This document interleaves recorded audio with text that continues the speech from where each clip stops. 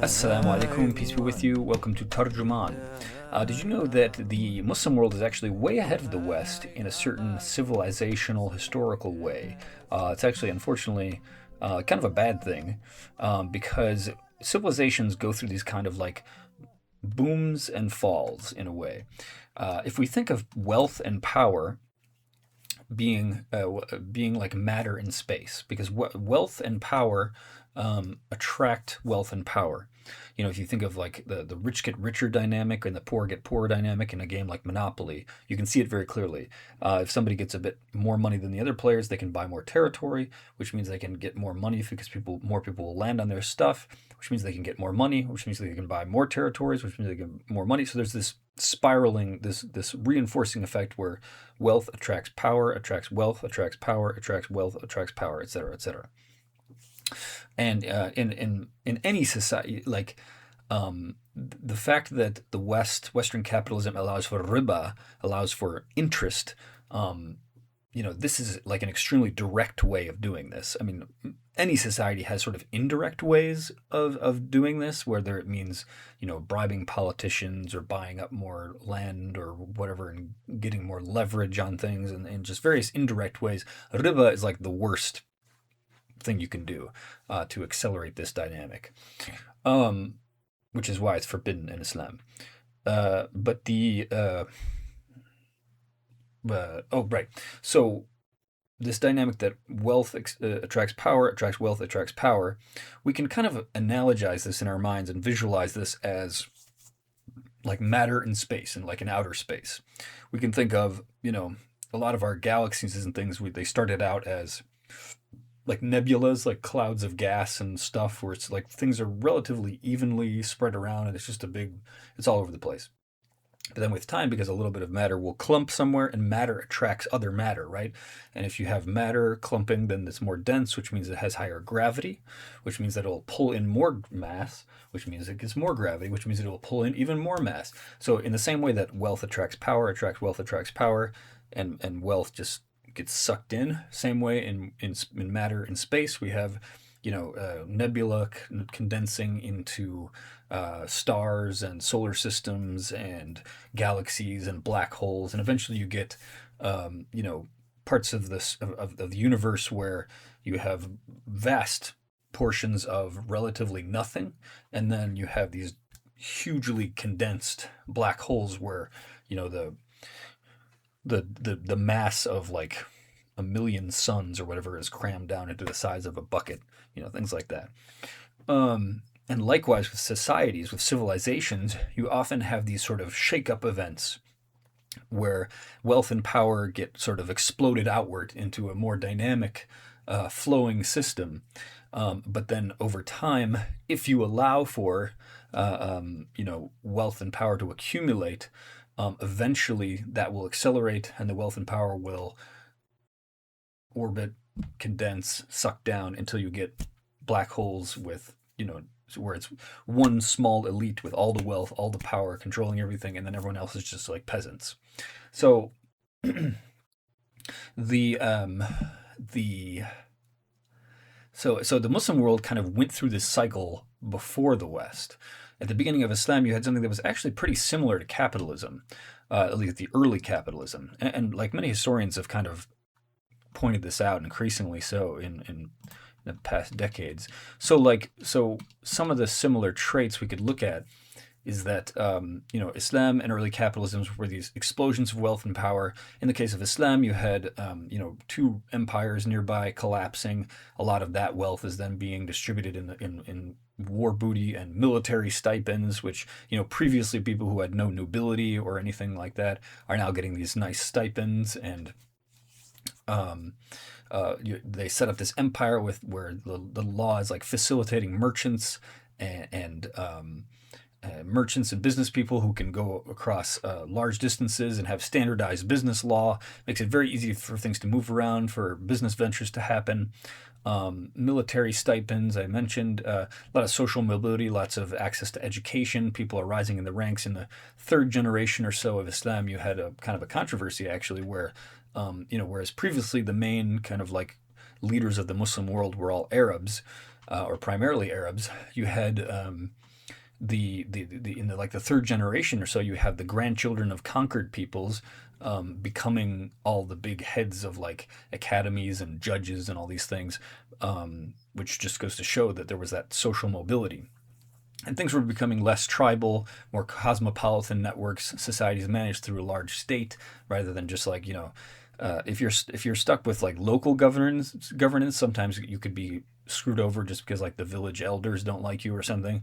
But if you have a large, powerful state where like you can go to the court, you can take or if someone does a grievance against you, you can take it to the court and be equal before the law, and things like that. It creates this dynamism, and like all the for a long time there was the Islamic golden age of all the civilization and culture and arts and sciences are all going on in that civilization.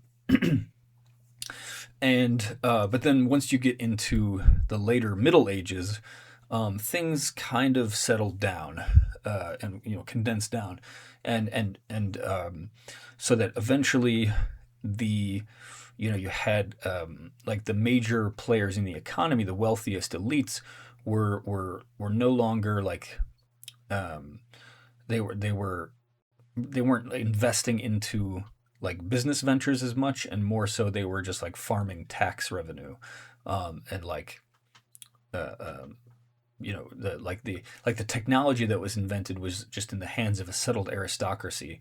So at the time when the bourgeoisie, the rising merchant class in the West was coming up, they were having pretty much the same technology as the Muslims. There was not a big technological difference initially.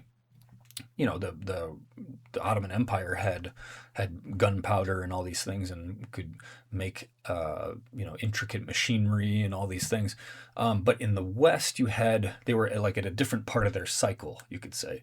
So in the West, you had the rise of the bourgeoisie with liberal values, where they were shaking off, they were blasting their way out of feudalism, out of the previous aristocracy. So they similarly were having the oh here so yeah so they were whereas the bourgeoisie were shaking off the power of the feudalism, and which previously had been where the aristocracy, the nobles, had all the rights and all the political power and all the wealth. But then as the bourgeoisie were rising, they brought with them these liberal values of equality before the law. You don't have to be a noble to own stuff. You can, people, and they were eventually like gaining enough wealth to be able to go to the nobles and the kings and stuff and say, hey, if you want us to finance your army, you better let us participate in governance and in making decisions. And that's how parliaments were formed. So in the West, you have the rise of the bourgeoisie, and it kind of happens so that that technology like gunpowder and what have you, and the science at that time, while in the Muslim world they were on the kind of the decline, where the aristocracy was kind of, and the elites were sort of settling condensing, and things were solidifying. So they weren't really incentivized to like change and like take advantage of the technology and really shake things up, I guess. Whereas in the West, the rising bourgeoisie were using that new technology to like overcome the aristocracy. So they were like motivated, they were incentivized to improve things and invest in society and set up new infrastructure and all these kind of things. So it's like from the year from the 7th century until the 9th 10th century or whatever, the Muslim world was like on its rise, and then began to decline. And then once you get to like the 16th century or so, you start seeing Europe come up in its big blast. And unfortunately now, we are finding the West, by we I mean the West, and global capital in general. We find ourselves in that declining state, and in fact we're declining at a rate that's like it's gotten like, whereas the Muslim world, like its economic system got dismantled with colonialism. So we don't know, eventually it would have gotten further corrupted by concentration of elites, but that's a hypothetical alternate history that would be interesting to experiment with in fiction and speculative economics or what have you.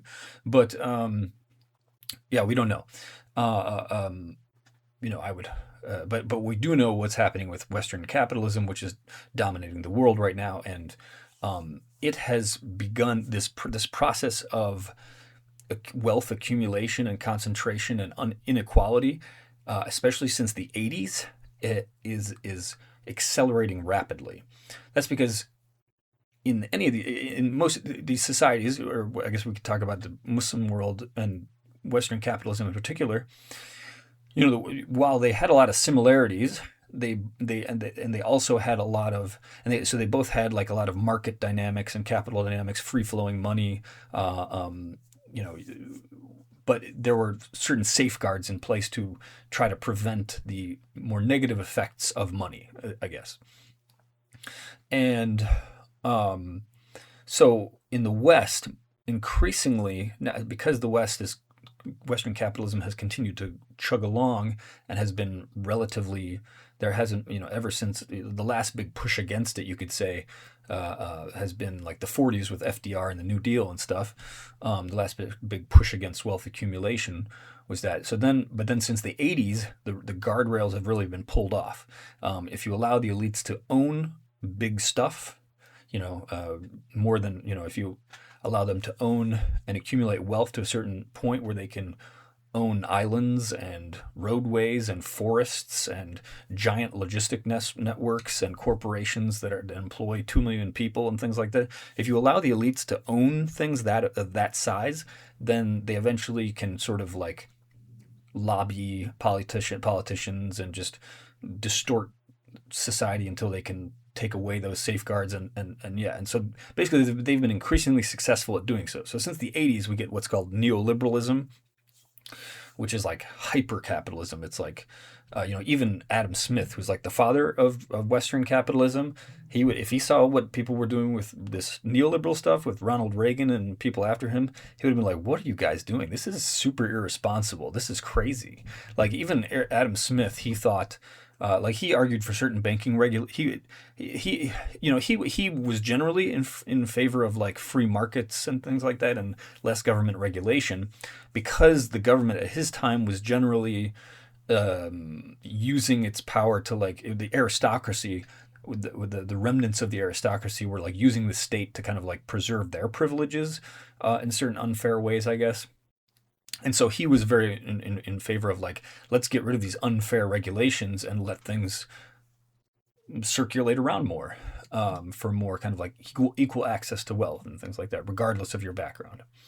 But then but he was in favor of like certain regulations of banks, like limits on how much small bills they could bills they could issue, because I guess he saw like an issue with like too much debt in a society, perhaps. And sometimes he would like he just thought that banks wouldn't do things that were too reckless for themselves and the economy in general, because he just like assumed they would act out of rational self-interest, which, as we all know, they turn out to not do that. Especially, or at least, with like the 2008 financial crisis. And I'm sure people who know economic history better could tell me a million more examples. But anyway, um, so yeah, even Adam Smith would look at things past the '80s and just be like, "What the heck are you guys doing?" Um, like this is not what I said you should do. He like did not imagine this. The So yeah, so now we have things like, the taxes are super low. There's Citizens United, where giant corporations can spend unlimited money to lobby and bribe politicians, et cetera, et cetera. And Yeah, so it's just really getting off the rails. But anyway, so if we want to, we can certainly, if we're looking for good guardrails to reinstate, um, to like try to tamp down on these things, and they really need to, tamping down is too weak of a word. Like if we're not going to fall, if we don't want our society to fall into total just like neo feudalism, as they call it, um, where just extreme inequality. I mean, it's already bad, but yeah. So my point is, if we don't want it to get a lot worse, then we need to do more than tamp down. We need to crack down on these wealth accumulation effects. With just brutal taxation and redistribution of wealth and all sorts of stuff. But and we can certainly look to just plain old Western capitalist mechanisms for that, like actually enforce antitrust laws, that try to tamp down on monopolies. You could, get rid of Citizens United. You could do things like, there's a million videos you could find that talk more in more detail about this. But I wanted to specifically kind of bring up a few guardrails that were in place in the Islamic world that we could also take maybe some inspiration from. And let me find the right place in my document here. Oh yeah, just like the another bad thing, the exponential weaponization of borrowed money in the Western capitalism, which forces everyone to act with like a desperate sort of maximum short-term extraction kind of mode, with like private capital, whatchamacallit, private equity funds, like just like buying up companies and then driving them into the ground and making them borrow money and creating all sorts of imaginary speculation money and bubbles. And increasingly all the money is flowing around mostly in the imaginary finance sector, as opposed to like actually making and doing things. So kind of similar, kind of analogous to the feudalism, where all the money is circulating, or all the wealth and power are circulating among nobles who are just like protecting, who are basically just fighting over territory, and like they're protecting their peasants, their serfs, from themselves and from other lords, things like that. But anyway, so just some things that Islamic systems had. Where did I have these? I thought I had some. Oh, here we go. The guardrails, or the safety. The guardrails that the Islamic system had in its classical era would be things like, you didn't have eternal corporations. So like in the West right now, corporations can continue to accumulate wealth and power generation to generation. Whereas in Islam, you had, people could make business partnerships, but then once they died, their wealth would be distributed by Quranic mandate to their inheritors, which could be several children, spouses, parents, even other brothers and sisters, things like that. So your wealth whatever wealth you accumulated would be distributed to family members, and at least split up somewhat. Then you had the prohibition of riba, which I mentioned. While every society has some sort of indirect way that elites and the wealthy can kind of like accumulate, use their wealth to accumulate more wealth. Riba, interest, is just making that straight directly possible by, I have a lot of money and so I get more money, like just sitting on money and not contributing to society. And then of course you have the zakat, which is a wealth tax. Nowadays you'd probably have to do even more than that.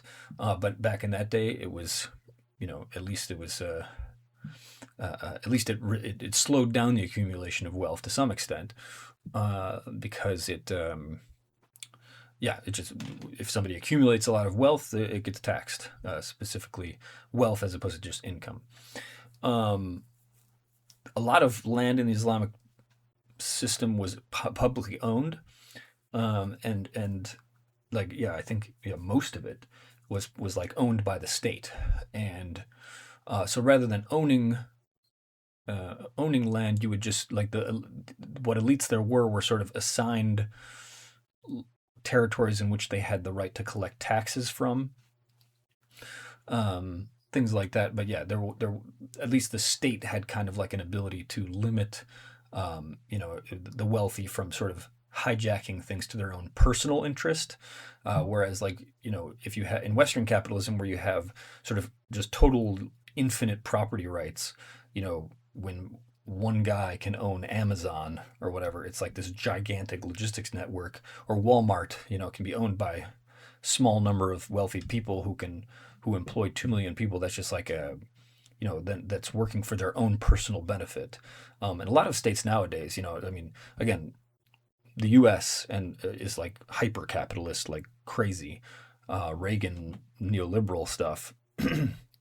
Whereas even places like like China, for instance, they're a bit better in the sense of like keeping their wealthy people in check and making sure they're not like hijacking the economy for their own personal benefit, or at least that's vaguely what it looks like. I mean, I'm sure somebody could. I'm sure it's not perfect, and I'm sure there's people who could speak to in more detail to that. But there's definitely, or a lot of East Asian countries. Yeah, like granted, there's no perfect analog, but if you wanted to find kind of like a vague analog of like how the economy, the political, socio-economic system, or what have you, political economic system is set up, an analog from the classical Islamic system to nowadays, some of the closest analogs would probably be something like, Singapore, China, Japan, something like that. But without interest, obviously, without riba. Anyway, there's differences, but vaguely like that, where you have a lot of free market stuff going on, but heavy state regulation to make sure things are functioning in the interest of the society as a whole, ideally.